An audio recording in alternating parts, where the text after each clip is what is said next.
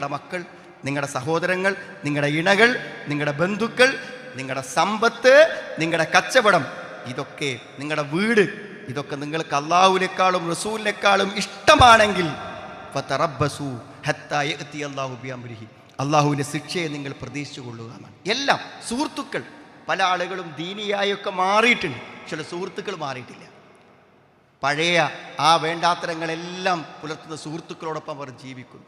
ആ സുഹൃത്തുക്കളോടൊപ്പം ജീവിച്ച് നമുക്ക് എങ്ങനെയാണ് സുഹൃത്തുക്കളെ ശരിയായൊരു ദീന് കൊണ്ടുനടക്കാൻ പറ്റുക?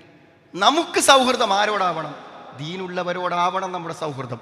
അൽ മർഉ അലാ ദീനി ഖലീലിഹി, തൻ്റെ സുഹൃത്തിൻ്റെ മതത്തിലാണ് ഒരാൾ.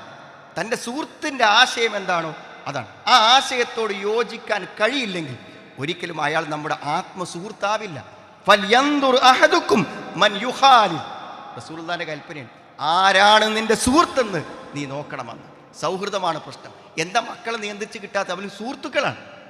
അവൻ്റെ സുഹൃത്തുക്കൾ പറയുന്നതാണ് അവൻ മാതാപിതാക്കൾ പറയുന്നതിലേറെ അവന് പ്രധാനം, അള്ളാഹു പറയുന്നതിലേറെ പ്രധാനം, റസൂല് പറയുന്നതിനേക്കാളും പ്രധാനം. അള്ളാഹുവിൻ്റെ വാക്കുകളും പ്രവാചകൻ്റെ വാക്കുകളുമാണ് ജീവിതത്തിൽ ഏറ്റവും പ്രധാനം എന്ന് മനസ്സിലാക്കാൻ കഴിയണം. ഇത് മാത്രമല്ല സുഹൃത്തുക്കൾ, പലർക്കും സ്നേഹം കൊണ്ട് വേർപ്പെടുത്താൻ പറ്റാത്ത ദേഹേച്ഛകളെയാണ്, സ്വന്തം ഇഷ്ടങ്ങളെയാണ്. എത്ര ആളുകളാണ് അങ്ങനെ? ചെറുപ്പകാലങ്ങളിലൊക്കെ ശീലിച്ചു വന്ന ചില വേണ്ടാത്തരങ്ങളും ദുഷ്പ്രവർത്തികളും അതേപോലെ തന്നെ ലൈംഗിക വൈകൃതങ്ങളുമെല്ലാം വയസ്സായി 40, 50, 60, 70 വയസ്സായിട്ടും ജീവിതത്തിൽ നിന്ന് പറിച്ചെറിയാത്തവരുണ്ട്. നാം ആലോചിക്കുക, ആ തിന്മയും കൊണ്ട് അള്ളാഹുവിലേക്ക് മടങ്ങിയാൽ എന്താകും അവസ്ഥ എന്നൊരു മിനിറ്റ് ചിന്തിക്കണം.